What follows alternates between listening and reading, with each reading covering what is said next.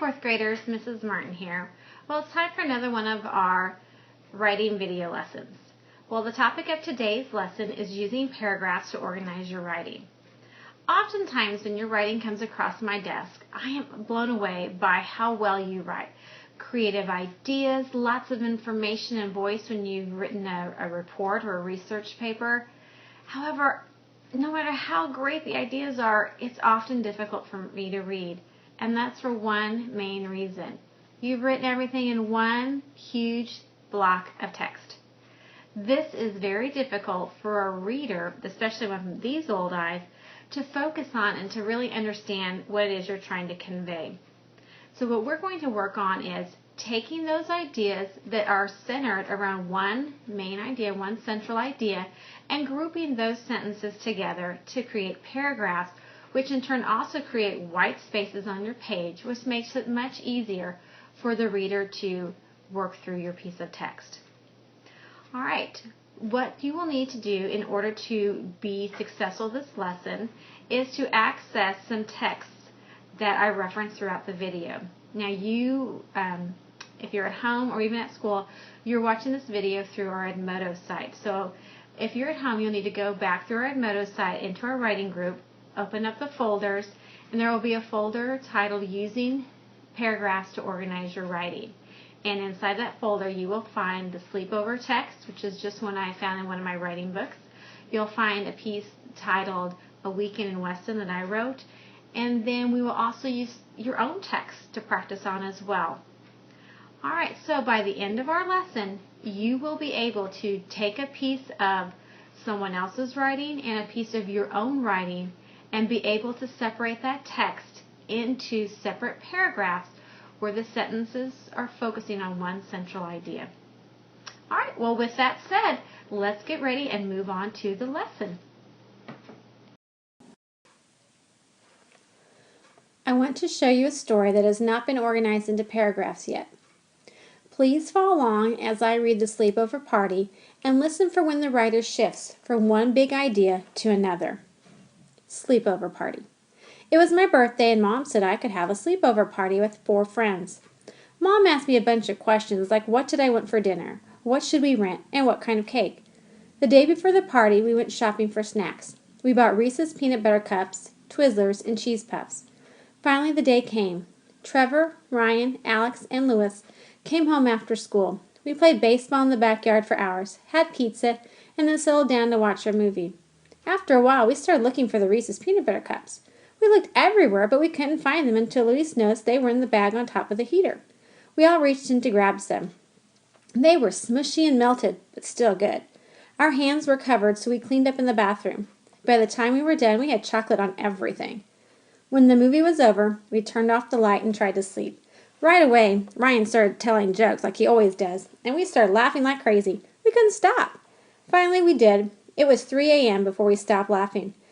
Then Mom yelled downstairs, "Wake up! Pancakes!" It felt like 1 minute had gone by, but it was 9 o'clock in the morning. We went upstairs and sat around the table, fighting over who would get the next pancake. Mom kept cooking pancakes until we were stuffed. Ryan started telling jokes again, but this time we were too full or too tired to laugh. We just said, save it for later. Pretty soon everyone's parents came. When they were all gone, Mom asked if I wanted more pancakes. I told her no, and went back to bed. This anchor chart, when to change paragraphs, will help you know when to do exactly that. How do you know when to change a paragraph?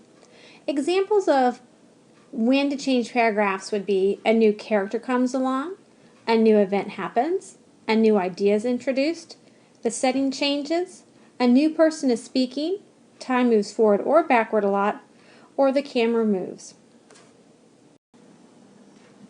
Let's take a look at the sleepover party again.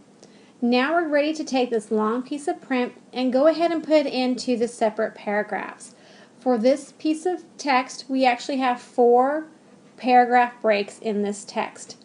Now when I'm looking to make a paragraph, I'm going to find those sentences that are talking about similar things. So the details have to support the main idea. So what is it mostly about? So when I look at this first paragraph break, I notice that all these sentences, they talk about getting ready for for the sleepover. So this is going to be our first paragraph. That takes us to our second paragraph, and that's going to begin with finally the day came.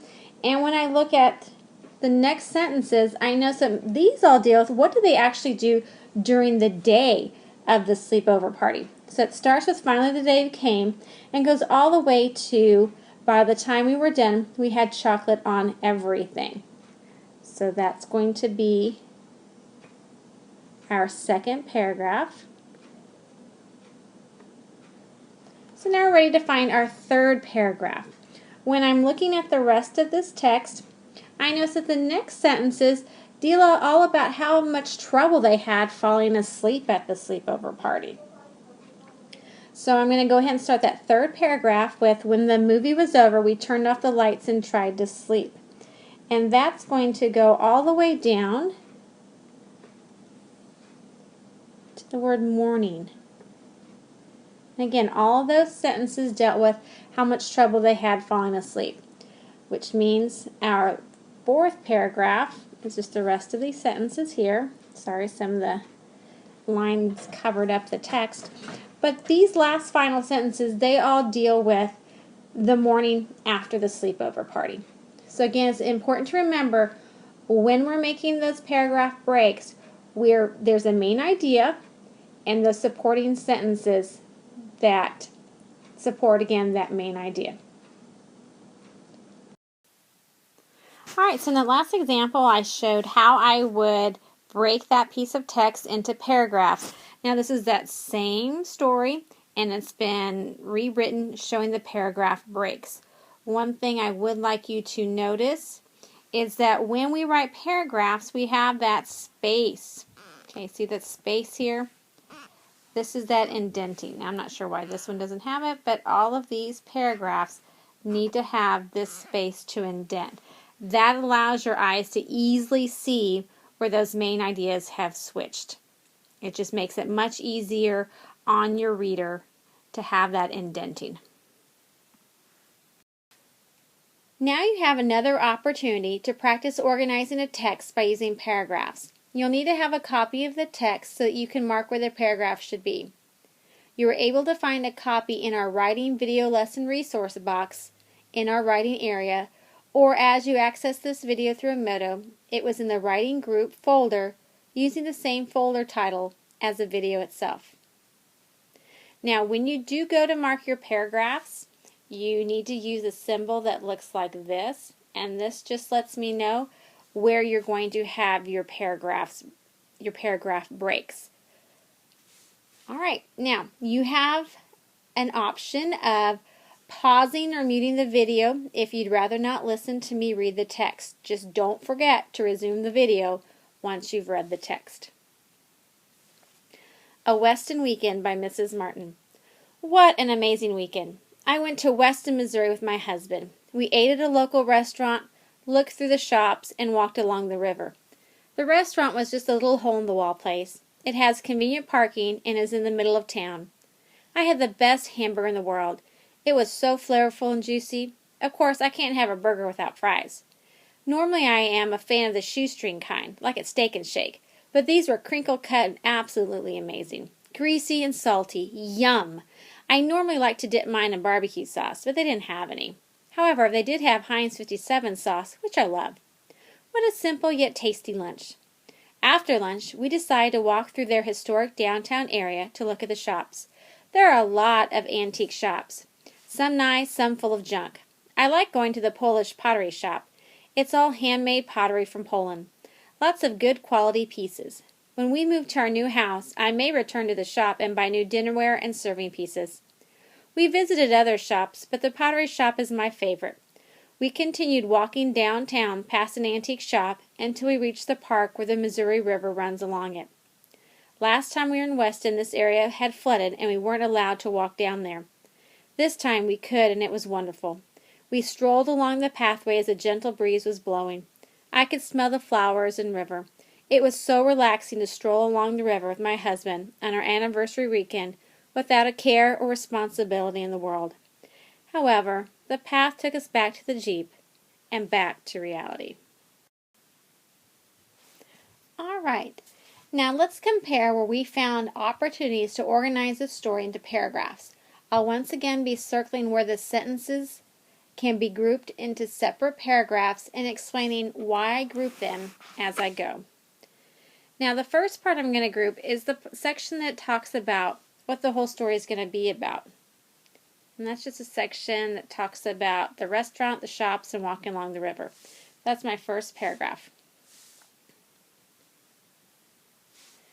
Now my second paragraph, kind of covered it up with that green line, is going to be all about what I experienced at the restaurant. So I'm going to begin that paragraph with the restaurant was just a little hole-in-the-wall place, and that's going to go all the way down until where we stop talking about what I ate. Okay, so that goes right here. And that would be our second paragraph. Now the third paragraph, it tells what did I do after lunch. And after lunch we went shopping. So I'm going to go ahead and circle where that's at. So it begins with after lunch and goes right here. And so that is paragraph 3, which means everything down here is paragraph 4. Now paragraph 4 talks about walking along the river and then ending our trip. This is what the same story would look like as a final copy. Notice again that with each new paragraph we indent. Now it's your turn. Take out your weekend web piece or another piece of your writing. Reread your piece in order to revise it for organization. Check that you have organized your writing into paragraphs. Be ready to share your writing with me at our next writing conference. As we come to the end of this video, remember when you write, think about making new paragraphs each time you shift from one main idea to another. You'll find that this not only helps the reader, but it will also help you organize your ideas. If at any point in your writing this year that you feel you need a refresher on how to organize your writing into paragraphs, you can access this video again through YouTube, through our Edmodo site. There's even an app for Edmodo. And then our When to Change Paragraphs anchor chart will be hanging in our writing center area.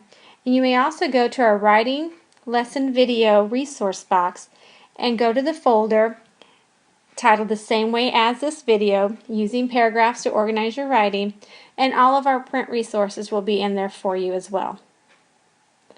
Thank you for watching this video lesson and keep on writing.